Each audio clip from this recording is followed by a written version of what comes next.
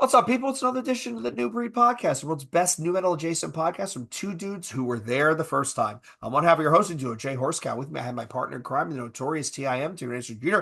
Tim, how goes it? Wonderful. Feeling great. Can we talk about how the weather here is great? And then Monday, I have to fly to Miami where it's in the 80s. Ooh.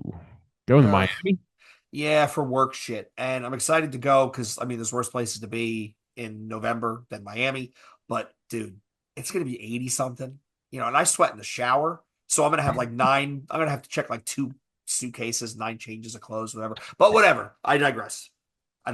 So what are we doing this week, everybody? So we're continuing the series we did on year by year. So we've done 1994, 1995. This week, Tim and I are going to do 1996. So this is basically an inflection point year. We're going to talk about a lot of the things going on in new metal, bubbling below the surface, but we're also going to talk about some of the other major releases that Tim and I completely forgot actually came out this year. So it should be a pretty interesting conversation. We have yet to hit the Ozfest explosion and the new metal ripples. I think we're going to see that in 97 and 98. But for now, this is things are heading up, heating up, and heading in the way that we all thought was going to way. So Tim, 96, how old were you? Sophomore high school? Freshman high school? 96. Freshman, I think. Fall of Yeah. 96, you're a freshman. Okay. Yeah. I was a sophomore in college, second Uh, year. And my school over enrolled students. So the RAs who typically had their own places now had to double up. And my fraternity big brother was an RA. So he had a roommate, and then me and my roommate moved into this giant apartment that no sophomores ever got into. And they kicked us out after one semester because we were having too much fun, and they said they couldn't study. too many parties. What we didn't even party in the house. We were just having a good time, but these two guys were no fun. And I blame my big brother Pat. I blame our other roommate Kosh. I'm always going to blame him. So anyway, so here we are. So in 96, what is going on? So just to recap, 94, 95, we have seen the utter collapse of hair metal. We have seen grunge metal become a thing. Grunge became a thing. And then Kurt Cobain unalived himself. So now you have that void, and you have Korn kind of stepping into that void. You have some other extreme stuff coming. We're going to talk a little bit about black metal and Cradle of Filth because I didn't understand back then how this band came out of nowhere. So we're going to talk a little bit about that. But what do we have here? So let's start with alternative, right? Let's start with the alternative aspect. So the Alternative Nation, MTV actually had a TV show that was titled. This was big between 90 and 95. And then by 96, it was kind of on the way out. I think it started to resemble what is now commonly referred to as adult contemporary, which terrible naming. And anytime you name anything adult something, like adult, imagine what adult slam is going to sound like, right? Like in 20 years when it comes back, it's going to be adult slam. And again, there was a lot of momentum behind grunge. It was the thing. It was the big thing. You had the big four of Eddie Vedder, Kurt Cobain, Weiland, Lane Staley. I'll go five, right? And who's the fifth? Eddie Vedder, Lane Staley, Chris Cornell, There you right? go. So the big five right there. And once Kurt Cobain just shuffles up this mortal coil in 94, all that music had been diluted down. I mean, you're ending up with stuff like Collective Soul and Candlebox and stuff that's not bad. I can go back and listen to Sponge, right? I'll go back and listen to that stuff only because it's my formative years, but not necessarily on the bleeding edge of talent and or respectability. We should do an episode of all that adult alternative, like live and all that shit. You That'd know be what? Let me make a note of that because I definitely think that would be a fun deep dive to go into because there's some gems in there. Like Live had some good songs, Oh yeah. right? I think we've talked about throwing copper many times. Yeah, and adult Who sang contemporary. that song Runaway Train? Remember that band? That was Soul Asylum. Soul Asylum. That's Yep, right. yep. That song was huge. There was some good stuff back then. We can even do a deep dive into grunge, right? But be that as it may, let's go back to 96, right? So by the middle of 96, right? You're talking the spring, June, summer. Uh, who shows up? Who shows up but the Spice Girls? Uh, And I remember being home from college and my parents were away and I turned on MTV and that comes on and I just thought to myself, holy crap, this stuff is terrible. It's going to be huge. it's terrible and going to be huge. It's funny as hell, actually. I mean, do you remember Tim I when you did. first came across it and you were like, No, and I then it was like, remember. do I like the slutty one, the classy one, the redhead? Like it was, in our formative years. So we have grunge on the way out. You have the Spice Girls on the way in. Uh, another thing that happened in 1996, Tim, which I completely forgot about. In 1996, Metallica was announced as the headliner for Lollapalooza. Mm. So this Farrell, however you're supposed to say it, I should say Dave Navarro's pugilist opponent because they're always swinging at each other. Oh yeah, remember that this year? Was that this Yeah, year? it was this year. So it was the alternative anti-establishment tour, playing all these wild and weird places, and Pearl Jam and Rage Against the Machine and Soundgarden and Ministry and Nine Inch Nails, and now they have this big name, huge selling band headlining Lollapalooza. So whatever street cred they had, Lollapalooza. I didn't look at this. Who played in '96? Whatever street cred Farrell had from his time in Jane's Addiction and Porno for Pyros, this is where it kind of falls apart. So in '96, Tim, let's see here. Main stage. Where Main where was stage. this held at? Was this in New York, right? It played Downing Stadium in New York City. That's right. Okay. And I'm looking for, I don't see anything in, Could have swore I uh, went to a Lollapalooza in Philly one time. Could have yeah, I swore, probably went to the one that I went to in '97 with Korn and Tool. I could have swore I went to that. Yeah, probably. It was the last one. I'm looking for a South Jersey venue. It didn't play one. Didn't play Where one. was it at Tweeter? They didn't play South Jersey. They didn't play Philly.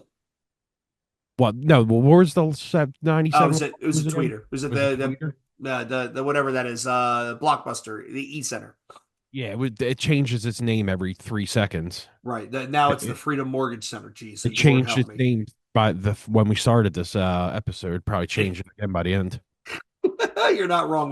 We should actually, you know what, Tim? If I won the lottery, I would definitely sponsor for a year and turn it into the New Breed Event Center. I think that would be hysterical. Yeah. So Lollapalooza '96, right? Remember, this is the festival that started as the anti-corporate music festival. The main stage bands: Metallica, Soundgarden, Rancid, The Ramones, Shaolin Monks, Screaming Trees, Psychotica. All of those are big name bands. All of those. All of those. Um, Rotating on the main stage, select dates: Rage, Cocteau Twins, Waylon Jennings, Cheap Trick, Wu Tang, Devo, 311. Again, these are all big name bands for an alternative festival. It's kind of side stage: the Beth Hart Band, Girls Against Boys, Ben Folds Five, Ruby, Corner Shop, UMI, Soul Coughing, great band, Sponge, Melvins, Satchel, Johnny Polonsky, Fireside. So they kept the indie credit on the side stage, but the main stage was all these big name bands. It kind of loses out on the whole reputational cachet, right? Yeah, because nowadays you throw a Lollapalooza, it would be like a bunch of bands you really could not give one fuck about. It'll Red Hot be, Chili Peppers. yeah, and Chapel Roan and all that sort of stuff. Yeah. So, but anyway, back to what we were saying. Alternative has basically died and it's been put to bed. And the last bastion of alternative music, Lollapalooza, right, which was carrying the torch, has now gone fully corporate. So now we're in this weird liminal space where we're trying to figure out what's coming next. The other thing is, um, at this point, hair metal, glam metal is dead, buried. They exhumed the corpse to bury it again, right? Like it is looked at as um childish. It was looked at as the the the bands that were part of the hair metal scene are looked at as part of the quote unquote me generation of the '80s. and they were deemed as, and I like this quote, I pulled this quote, culturally repellent to Generation X. Right, Tim? You remember that point where all of a sudden everybody was like, ew, poison? Ew, Ugh. ew, I never liked poison. What? Rat? No, I never liked rat. Kind of lying, but whatever. So again, hair metal's dead, dead, buried, exhumed, buried again. Grunge is on its way out. Now we're in this weird space where Lollapalooza is even kind of throwing in the torch and defaulting to mainstream acts. So this is kind of like the turning of the screw. The other thing that I didn't realize till I started doing this research is even the old bands, they were having member problems and people were starting to move along. So Sammy Hagar publicly fights with Eddie Van Halen, leaves Van Halen. You have Slash publicly fighting with Axl Rose, then leaves Guns N' Roses to reconcile differences. Greg Christian, the bassist, leaves Testament, right? So this is kind of a canary in the coal mine of all the upheaval that this music was experiencing. That you have these long running established bands, big record sales behind them. Members are like, oh, fuck this, I'm out of here. I can't deal with it. I'm out of here. And then you still have this other space where people are trying to figure out what's going on. Do you think? Well, obviously Slash made a shitload of money, but how much money do you think like all these other bands were making where they could just leave? Like obviously Van Halen is they're pulling money. I think like those two. I mean, Van Halen and Guns N' Roses, they were printing money still at that point, and Yeah. they still probably would. I mean, um, this might be controversial, but I actually think Van Hagar had some good songs. Now the I think a totally lot in of people like them records. yeah, but now granted, for you and I to look back now, the totally insane cocaine fueled '80s drove David Lee Roth's Van Halen, like Hot for Teacher, Jump, Panama, like what? Like like it's insane, just insane. I mean, the '80s are great, people. We can't even sell it short, right? It was good cocaine, and no, it was wild. Um, Cocaine but where you didn't think you're gonna die if you had right, you any. didn't have to need a Narcan next to you if you had a fentanyl overdose. So enough reminiscing about the '80s. So we've got this point where the mainstream is falling apart. Nobody knows what's coming next. The critics and the radio stations, they're all just grasping at straws. And here we go. We have some stuff rumbling in the underground world that's kind of working. So, for example, the first big thing to come out, we talked about it last episode, but it carries forward, right? Is the idea of melodic death metal, right? The Swedish stuff, the Gothenburg, Sweden. You've got In Flames puts out the Jester Race, which is I still swear Roots remains their best album, but it's very entrenched in that sound, right? The In Flames, Soilwork, at the Gates last year puts out Slaughter of the Soul, right? And then the band famously implodes, and now they came back and RIP to Thomas to Tompa, who passed recently. About that, it's terrible. Never got to see them live, but that album is still fantastic. Didn't you So didn't you see At the Gates at Underground Arts with me? no. I could have swore you went to that. Uh, no, I don't think so. The only time I ever saw him quote unquote perform, it was a Decibel magazine Mm. festival at Union Transfer, and he was the DJ, Oh, okay. which is kind of wild. But Slaughter of the Soul, you've got Jester Race, you've got this technically proficient metal which is coming out, which is an interesting comparison or contrast, I should say, to the old school death metal that never went away, right? Your Morbid Angels, your Deicides, your Cannibal Corpse. These guys are playing with a little bit more talent, although I still go back and watch that one Cannibal Corpse. What is it? The song where they're just playing instrumentally and you just sit there and you're like, what? What is this? Oh, I the one forget the, you play live? Yeah, when they've only played it live once because the guitarists don't want to learn how to play it. Great shit, great shit. But also, Arch Enemy's first album comes out, right? Black Earth. That Black comes out Earth. in '96. That's a great. So if you look at the trends that we've got now, Frantic Disembowelment, that's the Cannibal Corpse song. There I'm you getting to go. the age, Tim, where if I think about something and I can't remember it, I just think about something else and it comes back. But this is a trend that's starting to bubble under, and look at where it goes, and look at how metalcore takes off. We're going to cover that in the early aughts. The signs are there. Also, bands were starting to move towards weirder, sort of quieter songs and stuff that's dark, but also very atmospheric. The rise of symphonic black metal. And the band that again that perfectly embodies this is Cradle of Filth's Dusk and Her Embrace, which I think was the year before in '95. Yeah. But I mean, Tim, when that band came out, I could not understand where it was coming from. Like it wasn't my thing, right? I'll admit it's not that subgenre is not my thing. I don't begrudge it. I just don't not in my. It's not something I'd prefer to listen to. But I remember that band, that album coming out, and all of a sudden you saw everybody had a Cradle of Filth shirt, everybody had Cradle of Filth merch. There were people still wearing battle jackets with it, and I was like, really?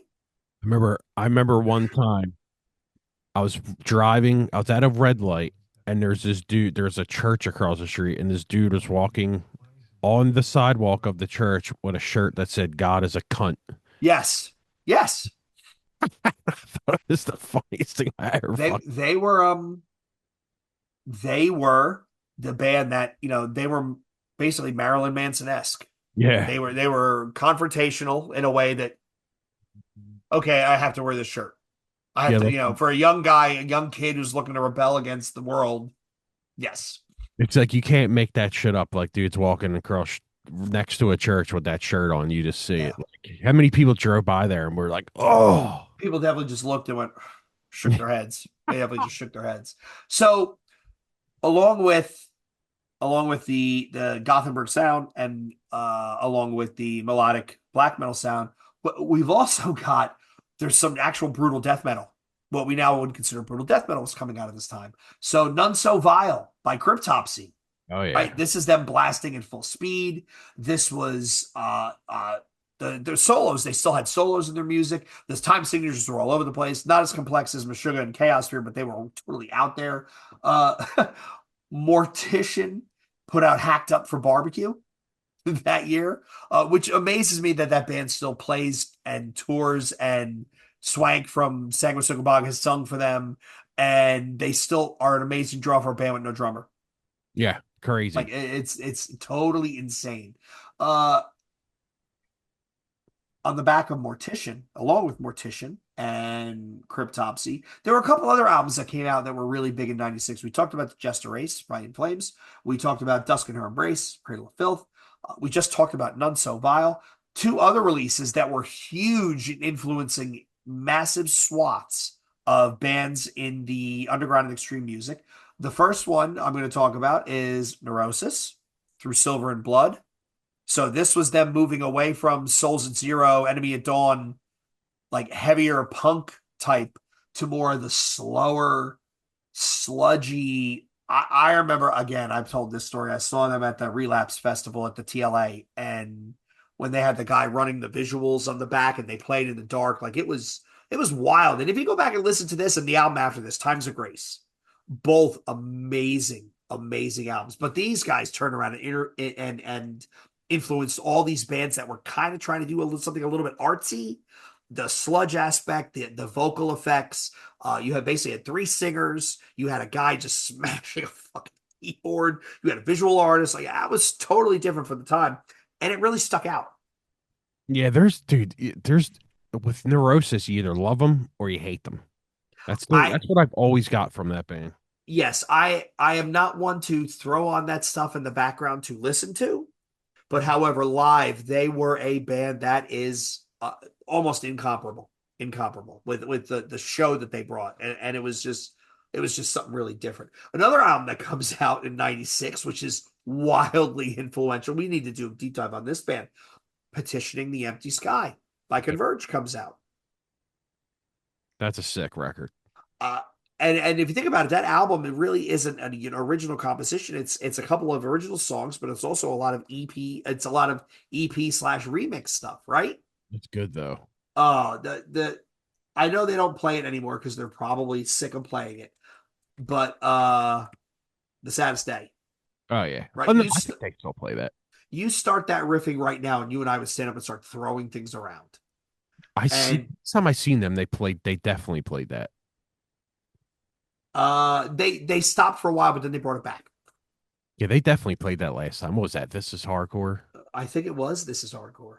Um, Miles since I've seen them. so I looked it up to see the track listing, and I see a quote from a music reviewer who said, "You can hear an entire genre being torn apart in the first 30 seconds in that song. Hardcore as a genre can be defined as before the saddest day and then after."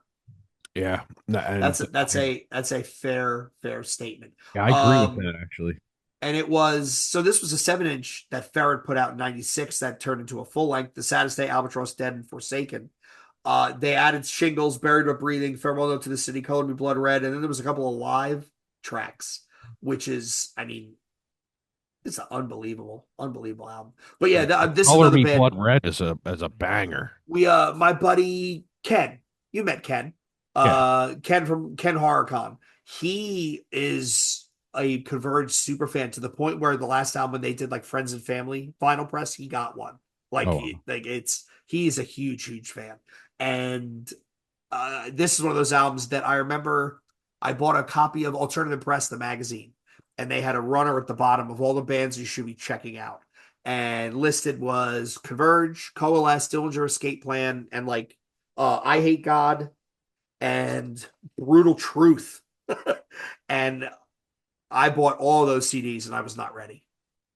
Is Ken the one that works at Relapse? No, that's Relapse J, Rob's buddy. Okay. Um, He still works there? yeah, he's still there. He's still there. Every time we see him, we get drunk and we punish him about Burnt by the Sun vinyl, and he just wants he won't we won't leave him alone. Um, the opening to Dope Sick by I Hate God, where they're breaking shit in the studio, just that album, I was not ready. I was not ready for Need to Control by Brutal Truth either. I was not ready. By the way, I saw them in the basement of the church. It was back with the original lineups before the drummer and passed and Dan Lilko retired and all that. It was Brutal Truth and I Hate God as a dual headliner. Damn. And I'm convinced I was probably one of a half dozen people in that room that actually showered in the past 3 days. No, well, it doesn't surprise me. Kind of wild. But anyway, back to '96. So you now have symphonic black metal releases one of the first big albums. You have melodic death metal with In Flames. You've got the technical death metal with Cryptopsy. You have arguably Proto Slam with Mortician. You've got this weird post metal and ambient stuff with Neurosis, and then you've got metalcore, right, with Converge. So all this stuff is coming out at the same time. And with Converge, so let's start with that. With Converge putting out Petitioning the Empty Sky, they basically hardcore typically up until that point have been more punk oriented, Gorilla Biscuits, Judge, that sort of thing. And now they're introducing the metal stuff and taking it in a wildly different direction, a lot heavier, a lot more chaotic and abrasive. Um, I think that was, again, I mean, a sign of things to come. Another band, probably, when I think about it, probably my favorite band of all time, Vision of Disorder, puts out their self-titled in '96, in October That's your '96. favorite band of all time? I think so, yeah. The more Wow. I think about it, back when I think of how what a mark that the self-titled made to me, what an even bigger mark Imprint made on me. I absolutely love those two albums. I Yeah. absolutely love those two albums. I break out Imprint probably 4 or 5 times a year. So I'm thinking right now, I can't remember the last time I've listened to it, which means I need to listen to it again. Yep. Tomorrow. Yep, that's what I'm listening to tomorrow. But yeah, they put out this album. So this is technically on Roadrunner, but this is Ray Capo's sub imprint, Super Soul, the only album come out in Super Soul, by the way. And we talked about this when we had Corey and his buddy on to talk about the PWAC days, right? This is a band who came out of nowhere, and there are 2,000 people at a 7 inch release show in Long Island, and it was just nuts. And Roadrunner said, okay, well, Ray Capo had an imprint. He was with Shelter at the time, and he said, hey, I want to sign this band because they got some noise. And I truly, at some point, we're going to do a deep dive into all of VOD's catalog. But I truly do believe they were one of those bands, a lot like Candiria, in the sense of they were too far ahead of their time. And as talented as they were and as unique as they were, people didn't know what to do with them. Yeah, especially Candiry. Yeah. I just think they were doing different things. When did So Candiry's first record come out on? Was it too damn hype, wasn't it? was it Too Damn Hype? It was yeah, another they are one them here we go. So them and Candiria and VOD are the only bands that I have every single musical recording they ever released copies of. What on disc? I had burned copies of every VOD cassette demo they did, all of Candiria stuff, Deep in the Mental, right? The stuff that they started with. Subliminal, the EP in '94, Deep in the Mental was the EP in '95, Surrealistic Madness. We didn't talk about this last year. Damn. Came out in '95 on Too Damn Hype. I had all of that stuff. I have all of it because I absolutely love that band. But anyway, you've got the what we now know as metalcore starting to come to the fore between Converge, VOD, that sort of stuff. It's starting to bubble up out of the trends of the time that, hey, this might be something that's got some legs. Maybe we go with it. And I know some of the old heads at the time were not happy with this hybrid, this metal hardcore fusion stuff. There were a lot of the agnostic front crew was not digging it, but I'm sorry, that's what I came up on, and that's what I love. And when we talk about, so let's talk about on the back of metalcore, we have there's some other stuff going on. We talked about Neurosis already, where they're considered post metal, post hardcore, whatever you want to call it. Just very, very different, long songs, atmospheric. It's not something that you would ever hear on the radio, but they got some notoriety for it.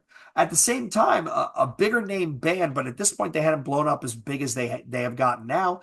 Tool in '96 puts out Anima, which I think is probably their best album.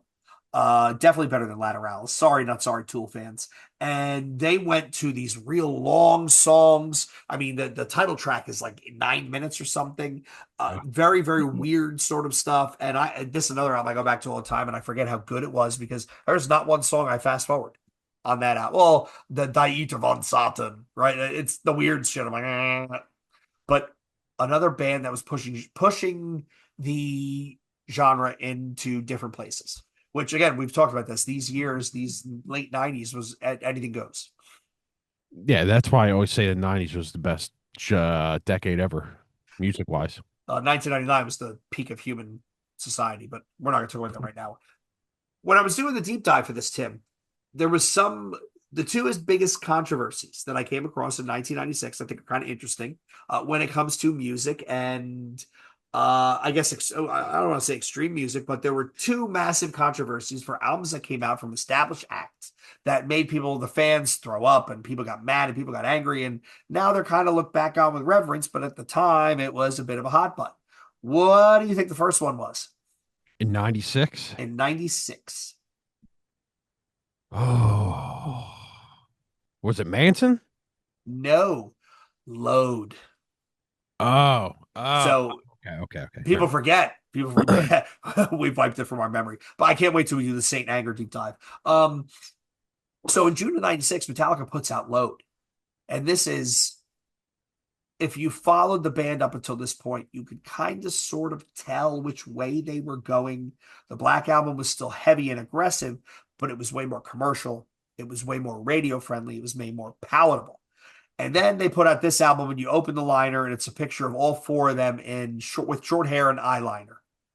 And Kirk Hammett is playing a giant, was that Les Paul? Yeah. And everyone was like, no, no, They sold no. out. No, yeah, they sold out. What is this? They want to be they want to be on the radio. And they went from their heavy thrashier side to something that was obviously influenced heavily by blues, southern rock, a little bit of country, a little bit of alternative in there as well. Granted, the thing it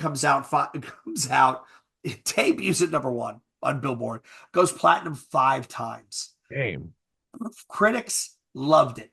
Oh, it's artistically mature. It shows depth, emotional depth, and integration of influences. But the fans were all using the S word. Sellout. Yep. What is They this still bullshit? say that shit. Yep. What is this? What is this bullshit? Now, in hindsight, we've talked about albums like Turbo. We've talked about this. We've talked about that Suicide Silence album, the first one with Eddie Hermida. There's the concept of an artistic risk. And now we look back on this stuff and we go, yeah, I mean, it was a shot in the dark. And at the time it didn't work, but now we've come to realize that, yeah, that it's not as bad as I remembered it. I shouldn't be as mad. I was just mad at the time because I wanted to hear a certain thing. So by the way, I don't know. Do you have Sirius in the car? Yep. I don't change from the Metallica channel. I only have it for till January because I just got a new car and they gave me 3 months. I honestly have only put it on once. What? There's a It's, Metallica channel. there is a channel that is just Metallica, Okay. and I use it when I'm too lazy to plug my phone in, and or if I'm just like running out to get coffee, right? Just whatever.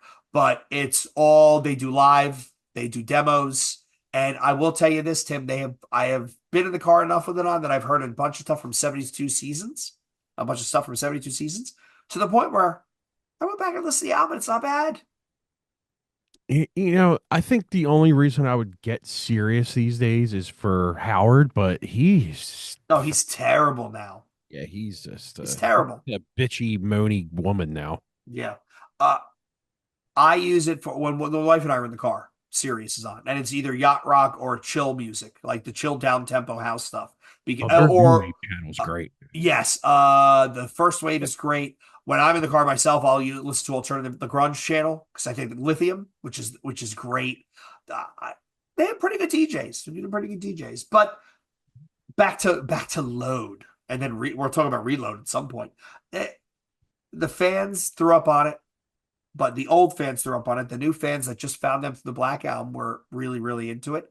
And again, they're still a massive, massive act. They're Oh, still a they massive print act. Metallica money these days. Yes, the $40 for a t-shirt. Yes, yes. Yeah, they literally have their own currency at this rate. So, When your which is band is, crazy because you would think like a band at their age right now, they would be like, we don't need to do this anymore. But they do it for the love of it, I think. So, I think they do it for the fun of it. yeah, or Like yeah, why would you not book a massive arena tour or a massive shed tour once a summer? yeah, it's like, hey, my kid needs like 2 million. Oh, hold on, let me just go play this one show. I'll be right back. And they're this summer they're doing Europe, I think. Which is wild, dude. So they probably did last summer, and then they're going to do Europe this summer, and they'll take a summer off to do another album, and then wash, rinse, repeat. Like, there's You no think it's reason just for great that they just like all travel on their own bus and 100%, 100%. I I don't know why they would ever have to go away. Just announce like, hey, we're not going to tour for a bit, but it's not going anywhere. When Slayer said they were retiring, we all knew they weren't going to retire. yeah, right. And truth be told, who does Dave Lombardo drum for them? It's not. I I think don't. it's That's Paul Bostaff. I don't think a it's good Lombardo. question. That's a good question. I don't And think it's no, Lombardo. and no offense to Gary Holt, right? No offense to Gary Holt, but it's Gary Holt who fills in for Hanneman, Yeah, right? yeah. Those are really, really tough shoes to fill, brother. Like really, really tough. He nails it though. He does a fantastic job. Almost, I as comparable as Zach Wild covering for Dimebag. I think they both stepped into big, big shoes, and they do a hell of a job with what they've got. But anyway, back to Load. It Yeah, comes out. not to change the subject. Sorry. Did you watch Into the Void yet? I haven't watched it yet, but I saw your post the other day. It's what I just finished watching Chernobyl, that limited series that was on HBO, Wonderful, which was wonderful. wild. Like I actually learned watching that show. But no, the Into the Void is up there. I that is second. First I have Alien Earth, then I have Into the Void, and then I have Peacemaker season two. Okay. So we'll get to it. We'll get there. Uh We'll do a dive on that after.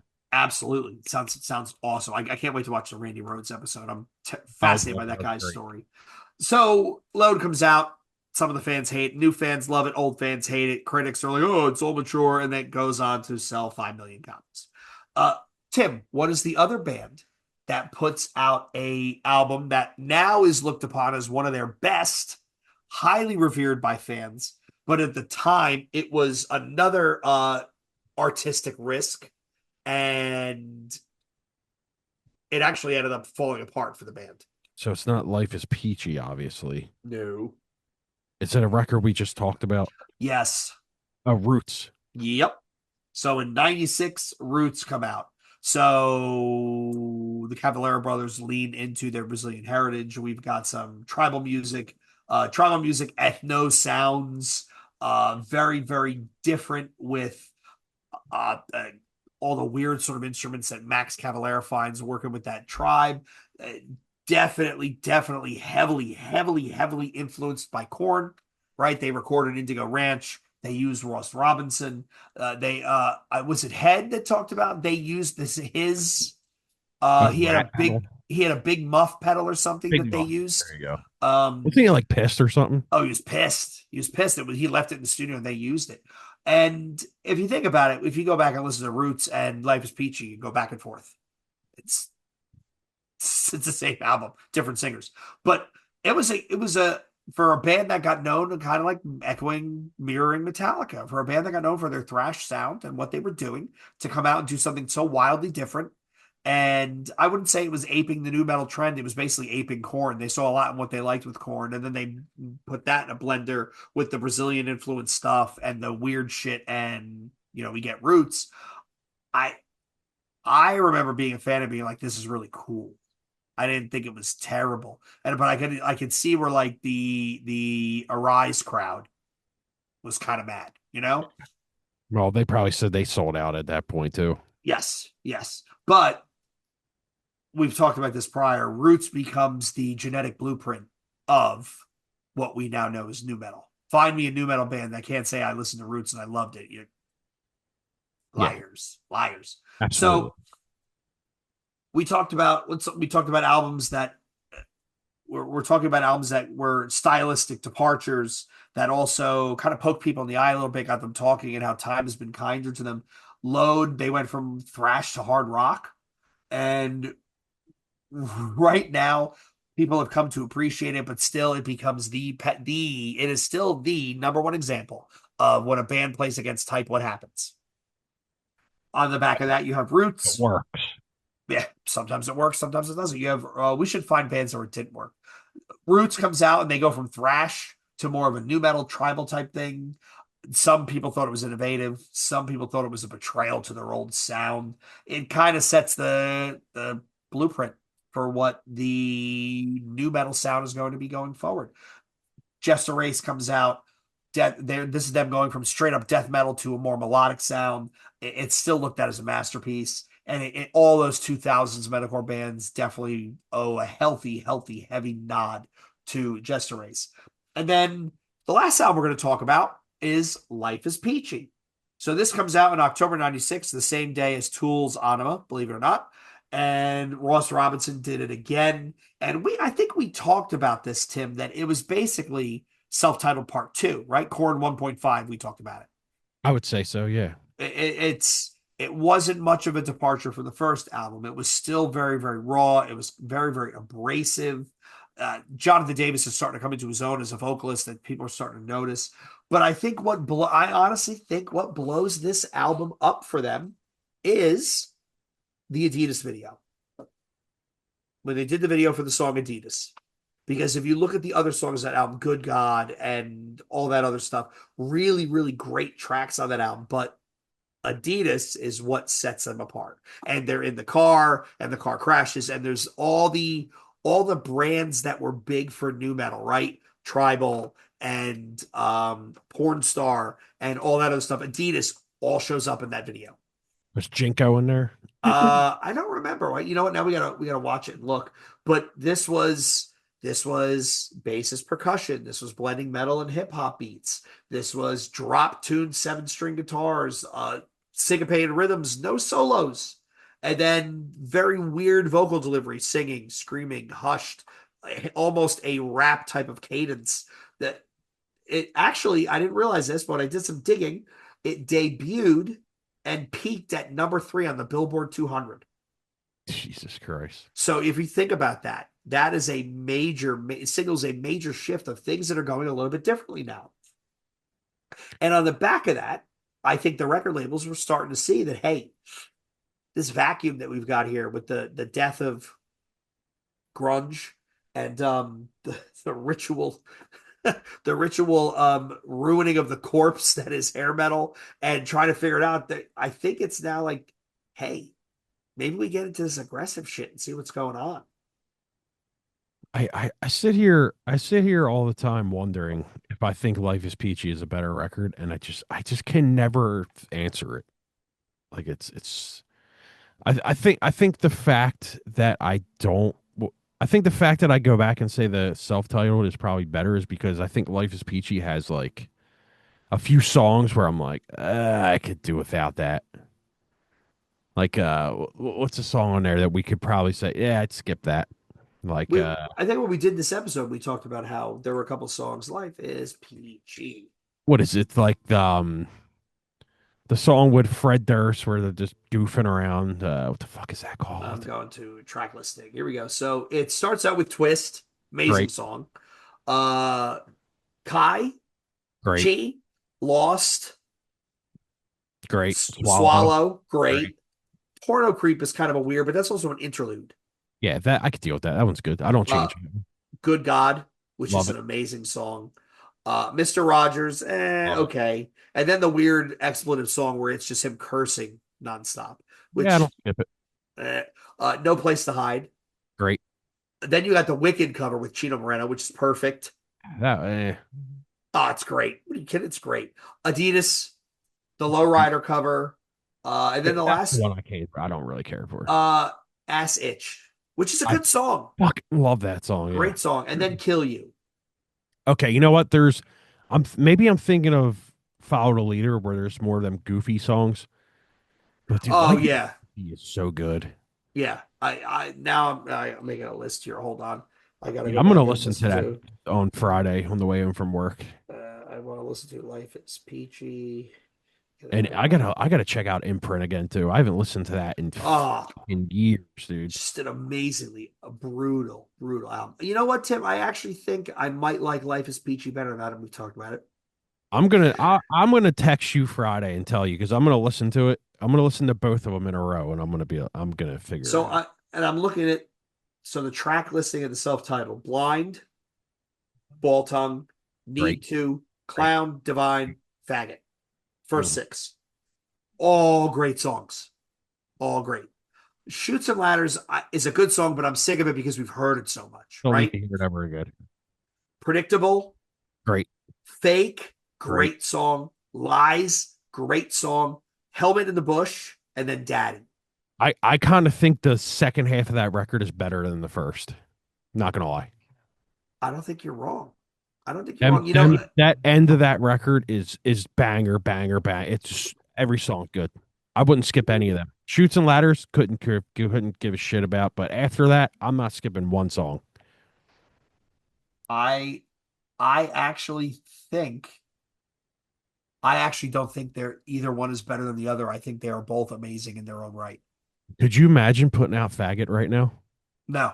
The world would crumble. Um, well, there would definitely be a large, outsized population on the internet crying.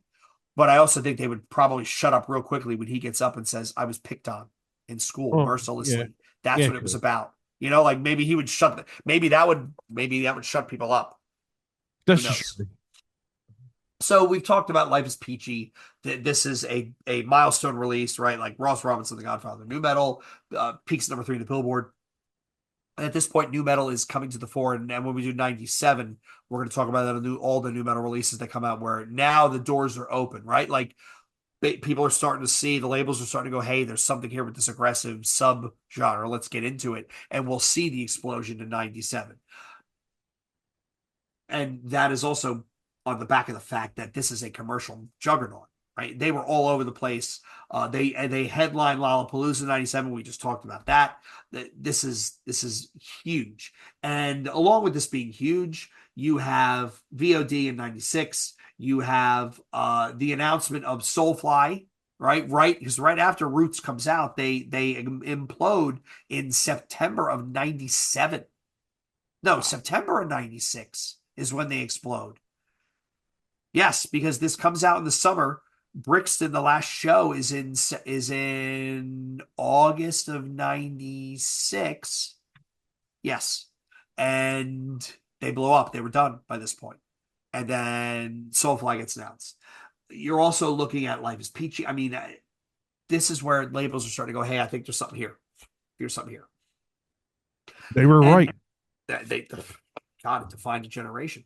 And the last thing we're going to talk about in '96, and I think we're going to talk about this in every episode going forward for at least the next 3 or 5 years, 3 to 5 Yeah, years, definitely. is Ozfest. I knew that. So I thought you were bringing up.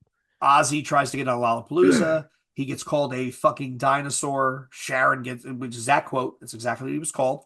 Sharon freaks out. I mean, and it definitely sat in her craw. That shit like Metallica and Rancid and all that were headlining. So originally, the first was October '96. It was Ozfest, and I think the Sky Amphitheater, I think, in Arizona. It was in Arizona and California. They did 2 days. And this was non-touring. So it was based at this venue. You only did this thing. And the funny thing is, on the main stage, you had some established acts. You had some bands that had some notoriety. They were up. They were well respected. But you also had on that second stage, you had a lot of what amounts to the nu metal incubator. So on the main stage, you've got Ozzy Osbourne, right? You've got Ozzy Osbourne. You've got Sepultura playing behind Roots, right? So this was the original Sepultura lineup before they blow up. Ozzy, Sepultura. You have Danzig. Yeah. You have Slayer. You have Biohazard, Monteleo, right? Yep. Which another album I got to go back and listen to. Hold on, let me write that down too. I love these episodes because I end up with 3 weeks worth of old shit to listen to, and then I don't get to the new shit. And then you've even got Fear Factory, right? So these are all bigger named bands, notoriety. They've got reputation, they've got cachet, all playing at this thing with Ozzy. It's kind of cool, kind of cool. And they're these big name bands are the ones that the way festivals work for those that are fairly young. The big name bands draw the crowd, make the show legitimate. The smaller name bands fill it in and act as the quasi incubator. I'm going to reuse the word. They draw in the new younger fans because this may be the next version of what's coming out next. So when we say that, when you look at the second stage, so who's on the second stage in Ozfest '96? A lot of bands who end up playing in '97. You have Cold Chamber, right? You have Powerman 5000, the good version of Powerman 5000, right? The early stuff. You have Neurosis, interesting fit. You have Earth Crisis, Oh shit, I forgot they played that. which sold me. I mean, that was where I was like, I gotta check out this band, and I picked up Gamora's Season Ends, and the hardcore doors just blew the hell open for me on that one. And then you had the band which has sadly faded off into obscurity, the band Cellophane. Mm. And if you anybody, I don't know if that's on Spotify. Tim, vamp for a second. I'm gonna look. Well, for cellophane on Spotify, Cellophane. I don't know if it's on Spotify. What do you think? You want to guess? probably. Let's I feel like a lot of labels these days are like, oh, I remember this now. It's like oh, we forgot we even put this record out. Oh, let's just put it on. We'll put it on streaming. and no, it's not. Wow. Cellophane. Wait, Cellophane artist? No, this is totally the wrong artist. Shit. Now I gotta wonder if I have it stored somewhere. I'll They tell you where play. you can find it. I'm Uh, staring at it. I'm staring at it right now. is on Soul. Soulseek. Oh yeah. You know what? While we're doing this, I'm gonna look and see if I have it already in my Plex library. Cellophane. Here we laid down. No one in the end cutaway. I gave you yes. 97. This It's album been. comes out. Virgin. They were dismissed as a Bush clone. Oh, it's in your Plex amp. It's in my Plex amp. Yes. Nice. It's actually compared to Perfect Circle or Cold, and I think that's fair. How fucking great is Plex amp though? It is unbelievable. It's unbelievable. All the stuff that is on Spotify. So we'll talk about Cellophane. We'll talk about American Head Charge. All the original Your Demise albums with George the Singer. The First Blood EP, right? And the Dead Man's Hand split with Tides and Victim. What else do I have on there? I actually just bought it, Tim, because I couldn't find it on streaming anywhere. I bought Oh a copy wow. of this just so I could rip it. Paid like a fortune off that off Discogs. You couldn't find that on Um, Soulseek? no, no, the only person who's got it now on SoulSeek is me. You. Um, who else? Who else? All the old pitch shifter stuff I have on there. Um, But it's funny you're talking about this because I literally use Plex amp for the exact same reason. All the old demos, all the old EPs that are on up, I use it for literally the same exact thing. I actually have a bootleg of Stampede of the Disco Elephants by Limp Bizkit Oh wow. with Endless Slaughter, Hybrid Worlds, Ready to Go, Lights, don't remember, but also the song with it's Thieves, the Ministry cover, which is unbelievable. So Plex Amp is great. It's Amazing. just great. I love. I actually got to pull all this stuff off my hard drive and put it on an external in case something blows The, up. But the best part of it is they have an app. oh, That's the best and it's part. split off from the main Plex app, which Amazing. is fantastic. Yeah, I've if you're listening right now and you have Plex, get the lifetime subscription. It's fucking worth it, man. 100%, Worth every penny. 100%, I paid 100%. I paid like 120 for it like 2 years ago or whatever. Worth every penny. Yes. Yes, it was worth just buying it once and being done with it. And now you can give people access to your library. They can download stuff. It's uh down with streaming, up with I have my own collection stored somewhere. Right? Mhm. Like we people, we it's 2025, going to be 2026. We got to do these things. But anyway, In my uh opinion, it's a better iTunes when oh iTunes is yeah, because it's totally there. curated. It's Yeah, totally and curated. it's drag and drop. You don't have to sync. Yeah, which is nice, which is very nice. So we're talking about the second stage here, right? We're talking about cellophane. This is you can see what 97 when they play Giant Stadium, how big Ozfest is going to be. And I watched this. We had this. My brother and I had this VHS. We had the Corn VHS, and we watched them non-stop. What was it called? Who Then Now was the Corn home video. I watched that like 5 months ago. It's great. And I also had I think it was the 311 home video enlarged to show detail. Um, I think I watched a Who Then Now on your Plex. I think it's probably still there. Speaking of Probably which, is. I pulled out an old DVD burner to rip that CD, and I found this Oh wow. live album that we tried to do a LD50 live in Peoria.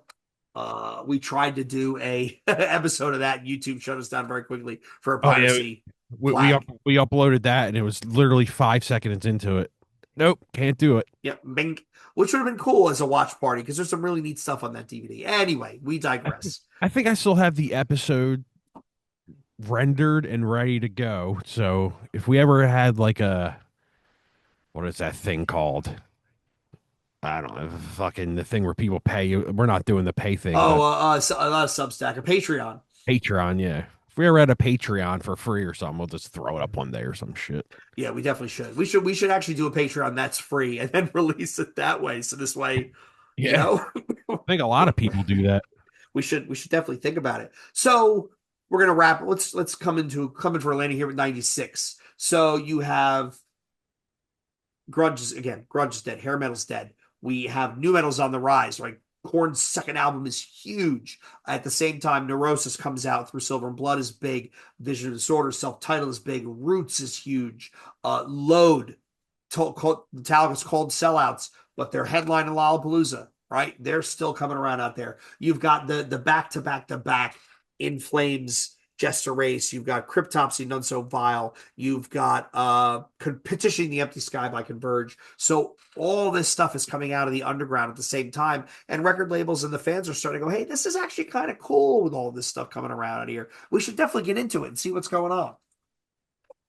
And if I had to close and I want to kick it to you, Tim, for your thoughts, I think the biggest thing to take away from 1996 is the how underestimated new metal as a movement was. Yes, labels were starting to pay attention. And when we get through 97, we're going to talk about bands like Incubus and System of a Down and Ultraspank and all that stuff. But this is, or that's actually 98, if I'm being honest. But it was coming. It was coming and people saw it, but I don't think they realized how big it was going to be because new metal turns around and dominates the charts, right? Dominates what everybody's listening to from the mid 90s all the way through 2001, 2002. I would argue 2004 is where things finally tipped. Yeah. I would say 2004 is a good. I think 2004 is that year where like new metal bands come out, they put out a record, and you just go, "Oh, Yeah. what is this?" Yeah. What is this? And then 21 years later, people are like, "Oh, that record rules." It's like, Yeah. okay, I Yeah. guess. So I don't want to name any bands because they might be listening. So yeah, right. And if you are listening, come on the show. So I think we could say that if we had to sum up 90 96, this is the moment before the damn Chernobyl. This is the moment before the meltdown. This is the pre fuck you year. Yes, this is Life is Peachy is here. The extreme stuff is here. New metal is coming. And next year we're going to get to $3 Bill Y'all. And then the year after we're going to get to the other bands I just rattled off. So it is coming. Cold Chamber, Power Man 5000 are playing direct support to an Ozzy Osbourne festival. This is the thing that's coming. I actually bought, you know what albums I bought in the same day, Tim? I remember. I was the one of the last weekends of my sophomore year in college. I bought Cold Chamber self-titled, Mega Kung Fu Radio, and The More Things Change, Ooh, all two at the two same out of time. three, 2 out of 3 good ones. All three of those bands went on to play the second stage of Ozfest '97. True. What a good time! All right, so next year's where we really kick into new metal high gear with '97, and then it's going to be a straight acceleration into 2000, 2001. Uh, Final thoughts, Tim, before I wrap us up out of here. I'm absolutely Surprises, anything? I'm absolutely loving these episodes. I think they're very well done. Your the stuff that you do to figure this out is awesome. A lot of work going into it, so I hope people, really appreciate it if they're listening to it, and because I don't think this has been done by anyone, and I fucking hope that people enjoy it, and I hope that people don't go ahead and oh, we could do this too, and they start to. That's getting annoying, I but mean, that's it's flattery, but I mean that if it doesn't catch on now, it's going to live forever on the interwebs. And maybe someday, 5 years from now, Tim, somebody rings us up and says, "Hey, I watched you guys' whole series of '94 to or '96, whatever year we started, '94 to 2005, and that was really cool." Well, okay, glad you enjoyed it. yeah, I mean the cool thing is we can do up until right now if we really want. So I think we definitely should pick. We should. I'm looking forward to when we do the year 2000. I really want to get not just extreme metal, right? Because there's Prodigy, there's the electronica stuff. There's a lot of different things I think I want to talk about. And we talked about maybe doing an adult contemporary deep dive. I was thinking about the other day, maybe we do a deep dive into, do you remember Moonshine Records? no, This was the premier DJ electronic EDM type label out of New York. They were everywhere. This was Kioki. This was Tall Paul. This was Donald Glaude, Carl Cox. This was everybody. Ferry Corsten. They all had albums on this guy, on this label, and they were massive for a long time until it tides shifted and they ended up declaring bankruptcy. I actually have a CD binder from it in here somewhere, a metal edged CD binder. It's cool stuff. But yeah, maybe we'll do a deep dive on that as well. So anyway, everybody, thanks for tuning in, watching, listening. We hope you enjoyed this. We hope we're enjoying this trend, this series. Tim and I are really having fun with it. It's kind of interesting. It is a lot of work doing the research, not gonna lie, but it's kind of fascinating. yeah, So please hop in the comments. Let us know what you think.